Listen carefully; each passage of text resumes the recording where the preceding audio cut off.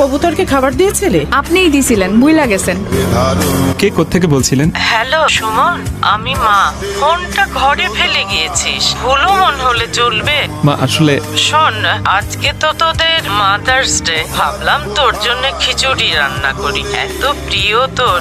কিন্তু রান্নাঘরে গিয়ে দেখি মুগ ডাল নেই। তুই বাসায় আসার সময় 1 কেজি মুগ ডাল আর একটা ফার্মের মুরগি নিয়ে আসিস।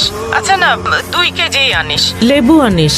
আর আমার হাঁটুর ব্যথাটাও এত বেড়েছে, কিন্তু ওষুধটাও। মা ওষুধটা তোমার সেকেন্ড ড্রয়ারে আছে, তুমি বোধহয় ভুলে গেছো। বাইরে খেয়ে আসিস না, তাড়াতাড়ি বাসায় ফিরিস। আচ্ছা তুই কাজ কর। রাখি রে।